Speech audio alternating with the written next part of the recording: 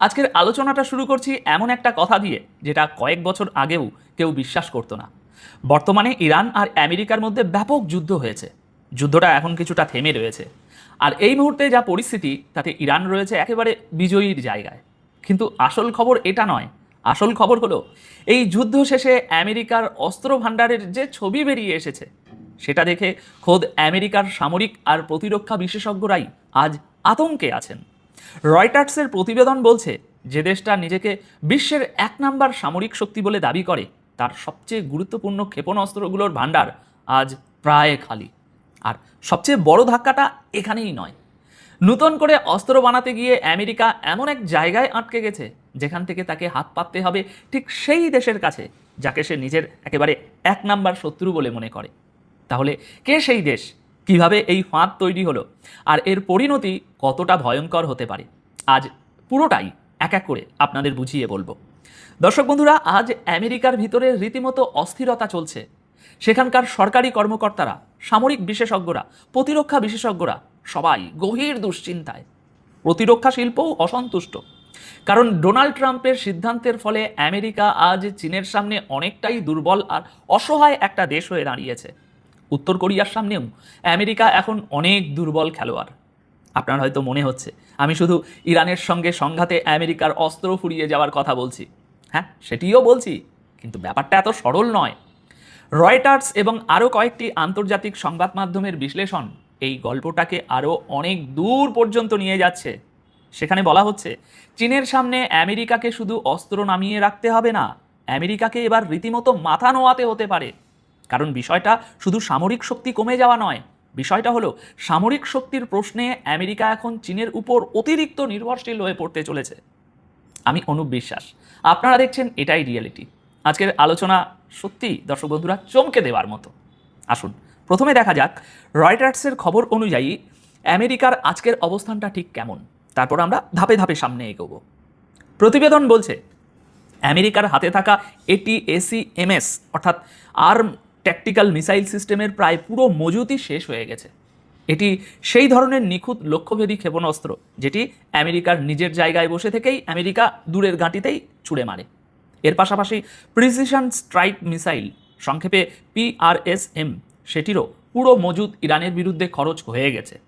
Reuters তাদের এই শিরোনামেই লিখেছে এমন কোনো অস্ত্র নেই যা আমেরিকা ইরানের উপর ব্যবহার করেনি। এই দুটি অস্ত্রই মাটি থেকে অনেক দূরের লক্ষ্যে আঘাত আনার জন্য তৈরি। ATACMS প্রায় 300 কিলোমিটার পর্যন্ত আঘাত আনতে পারে, আর PRSM 500 কিলোমিটারের বেশি, প্রায় 1000 কিলোমিটার পর্যন্ত যেতে সক্ষম। এক একটি ক্ষেপণাস্ত্রের দাম প্রায় $10 লক্ষ বেশি।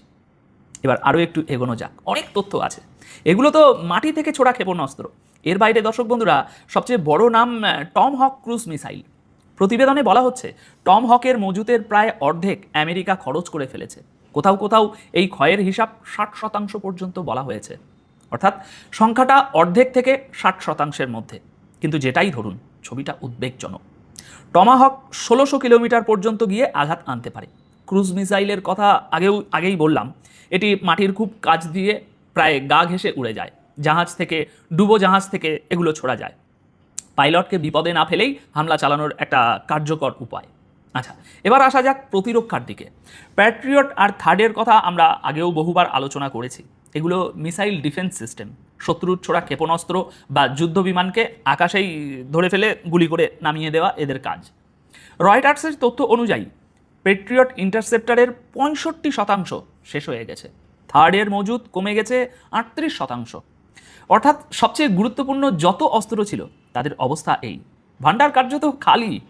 রয়টার্স সরাসরি লিখছে আজ যদি চীন তাইওয়ানে হামলা করে কিংবা রাশিয়া ইউরোপে বড় সংঘাত শুরু করে, তাহলে আমেরিকার হাতে সেখানে পাল্টা আঘাত আনার মতো যথেষ্ট ক্ষেপণাস্ত্র নেই।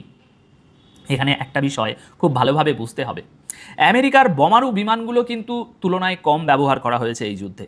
কারণ ইরানের কাছ থেকে ভয় ছিল যদি বিমান গুলি করে ফেলে দেয়। তাই ট্রাম্প B2, B52 বা B35-এর মতো পাইলট চালিত হামলার বদলে স্ট্যান্ড অফ ওয়েপেন, অর্থাৎ এক জায়গায় দাঁড়িয়ে ছোড়া যায় এমন ক্ষেপণাস্ত্রের উপর ভরসা করেছেন।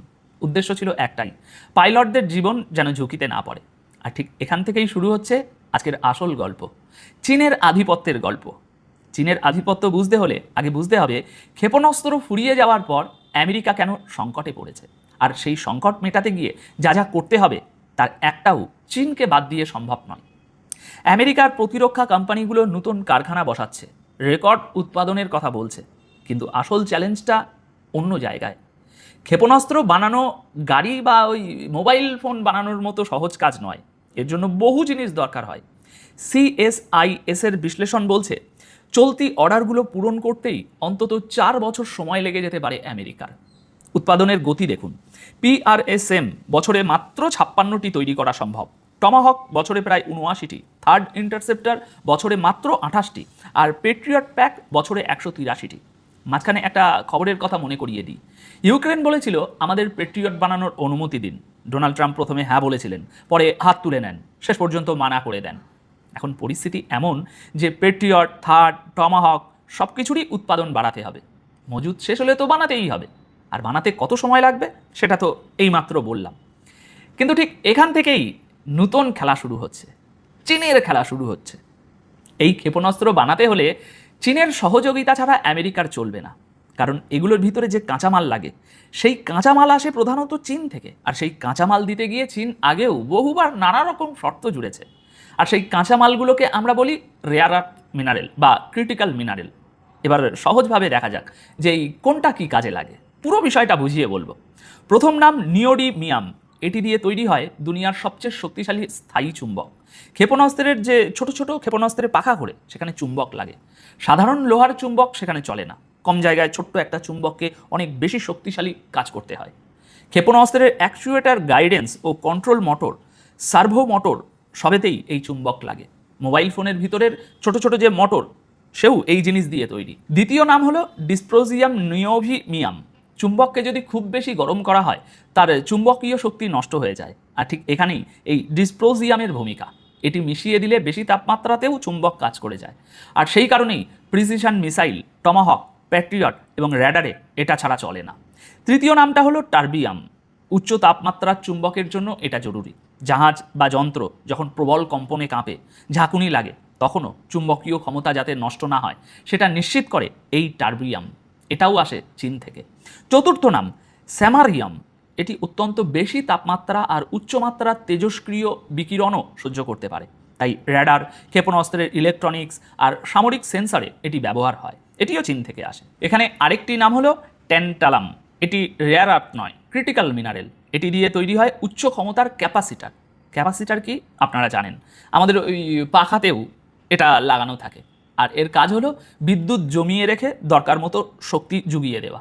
অস্ত্রে এই ক্যাপাসিটারের কাজ গাইডেন্স কম্পিউটার চালানো, নেভিগেশন সিস্টেম সচল রাখা এবং ক্ষেপণাস্ত্রের ইলেকট্রনিক্স বিষয়গুলো সামলানো। বিদ্যুতের মাত্রা যেন কম বেশি না হয় সেটাও এটাই দেখে। এটা না থাকলে ইলেকট্রনিক্স যে কোনো মুহূর্তে ধোঁকা দিতে পারে। আর এখানে শেষ নাম আসছে ট্যাংস্টান। ছোটোবেলায় নিশ্চয়ই পড়েছেন, পুরোনো দিনের বিদ্যুতের বাল্ব এই ধাতু দিয়েই তৈরি হতো। এটি অত্যন্ত শক্ত ধাতু, পেনিট্রেটর, আর তাপ সহ্য করার উপযোগী যন্ত্রাংশ বানাতে এটা লাগে। ক্ষেপণাস্ত্রের ডগায় ট্যাংস্টেশন থাকলে সেটা মাটিতে পড়ে মাটি ফুঁড়ে ভিতরে ঢুকে যেতে পারে। ডগাটা যদি আঘাতেই বেঁকে যায় তাহলে আর ভেদ করবে কী করে? তাই দরকার এমন একটা কঠিন ধাতু যেটা নিজে ক্ষতিগ্রস্ত হবে না, আর এটিও আসে চীন থেকে। এবার পুরো ব্যাপারটা একেবারে সহজ করে বলি। আমেরিকা বলছে ঠিক আছে, আমি অস্ত্র বানিয়ে দেব, সময় লাগবে কত? 4 বছর সময় লাগবে, অস্ত্র তৈরি হয়ে যাবে। কিন্তু প্রথম কথা, এই 4 বছর আমেরিকা কার্যত ঝুঁকির মধ্যেই থাকবে। আর দ্বিতীয় কথা, এই 4 বছরেও অস্ত্র তখনই বানাতে পারবে যখন হাতে স্টিয়ারিং থাকবে, চাকা থাকবে, ব্রেক থাকবে, অ্যাক্সেলেটার থাকবে। আর এই প্রতিটি জিনিসই তাকে পেতে হবে চীনের কাছ থেকে। এবার আপনাদের মনে করিয়ে দিই, চীন আগেই এই সরবরাহ সীমিত করে দিয়েছে, নিয়ম করে দিয়েছে দেশে যে এই জিনিস দেশের বাইরে যেতে হলে চীন সরকারের অনুমোদন লাগবে। এরপরই ডোনাল্ড ট্রাম্প কার্যত হকচকিয়ে যান। মনে করে দেখুন, তিনি চীনে গিয়েছিলেন কথা বলতে, সেই শীর্ষ সম্মেলনের মূল বিষয়ই ছিল একটাই, রেয়ার আর্থ মিনারেল আমাকে দাও। কারণ এই খনিজ শুধু অস্ত্র বানায় না, আমেরিকার মাইক্রো প্রসেসর নির্ভর যত শিল্প আছে, যে বিশাল এআই খাত নিয়ে তারা গর্ব করে, তার চাবিকাঠিও চীনের হাতে। এখন ছবিটা ভাবুন, ভান্ডার খালি, নতুন করে অস্ত্র বানাতে হবে, কিন্তু বানাতে গিয়ে দেখা যাচ্ছে ভিতরের জরুরি উপাদানই নেই, আর যার কাছ থেকে সেই উপাদান আনতে হয় তার সঙ্গেই প্রতিনিয়ত ঝামেলা লেগে আছে। ডোনাল্ড ট্রাম্প আবার একটা কর্মসূচি চালু করেছেন যে ভবিষ্যতে এসব জিনিস চীন থেকে নেওয়া হবে না। খনি থেকে খনিজ তোলা শুরু করে রেয়ার আর্থ তৈরি পর্যন্ত গোটা ব্যবস্থাই আমেরিকার ভিতরে গড়ে তুলতে হবে। মানে এক অর্থে আত্মনির্ভরতার একটা মডেল। কিন্তু বাস্তবে হচ্ছেটা কি? সেখানকার শিল্প সেটা গড়ে তুলতেই পারছে না, ফলে চাপ আগে থেকেই তৈরি হয়ে আছে। যে জিনিস দিয়ে অস্ত্র বানানো হয় সেই জিনিসেরই টান পড়ে গেছে। শুধু তাই নয়, রীতিমতো আইন করা হয়েছে যে চীন, ইরান, উত্তর কোরিয়া সহ কয়েকটি দেশ থেকে রেয়ার আর্থ আমদানি করা যাবে না। করতে হলে এই শর্ত, সেই শর্ত, এই স্যাংশন। আর যেগুলো ক্রিটিক্যাল বা স্পর্শকাতর কাজ তার জন্য একেবারেই নয়। অস্ত্র তো নিঃসন্দেহে একটা স্পর্শকাতর কাজ, তাই না?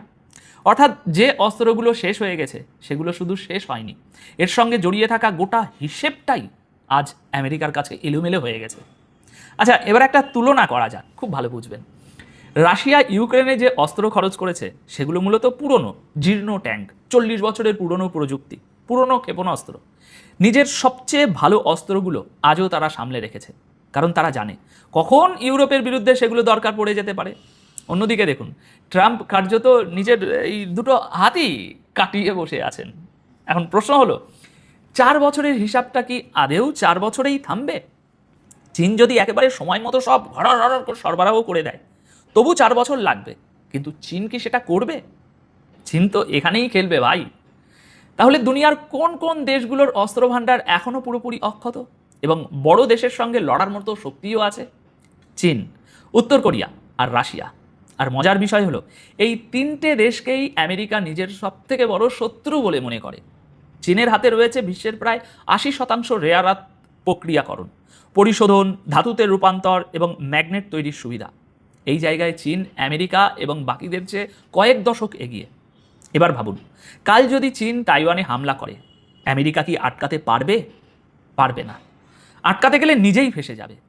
ইউক্রেনের সূত্র ধরে রাশিয়া যদি কাল কোনো ন্যাটোভুক্ত ইউরোপীয় দেশে হামলা করে, আমেরিকা কি সেখানে পৌঁছাতে পারবে?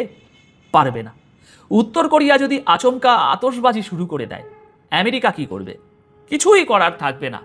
অথচ আমেরিকা যদি ওই 3টে দেশের জায়গায় থাকতো, এতদিনে হয়তো কিছু একটা করেই ফেলতো। এটাও কম বড় কথা নয়। এখন এই পুরো পরিস্থিতিটা আপনাদের সামনে তুলে ধরলাম। সরকারের ভুলে গোটা দেশকেই আজ তার ফল ভুগতে হচ্ছে। তাই একটু ভেবে দেখুন, ইরানের সাথে এই যুদ্ধে কার লাভ, কী হলো? সব মিলিয়ে ছবিটা কিছুটা এই রকম। রয়টার্সের প্রতিবেদন বলছে, ইরানের বিরুদ্ধে অভিযানে আমেরিকার সবচেয়ে গুরুত্বপূর্ণ ক্ষেপণাস্ত্র আর ইন্টারসেপ্টরের বড় অংশ শেষ হয়ে গেছে। নতুন করে বানাতে বছরের পর বছর লাগবে, আর সেই তৈরির প্রতিটি ধাপে চীনের খনিজের উপর নির্ভর করতে হবে, যে চীনের সঙ্গেই তাদের সবচেয়ে বড় লড়াই। এখন আপনাদের কি মনে হয়, সামরিক শক্তির প্রকৃত মাপকাঠি কি অস্ত্রের সংখ্যা, নাকি এই অস্ত্র বানানোর কাঁচামাল কার হাতে আছে সেটা? আপনার মতামত অবশ্যই কমেন্ট করে জানাবেন। ধন্যবাদ আপনাদের সকলকে।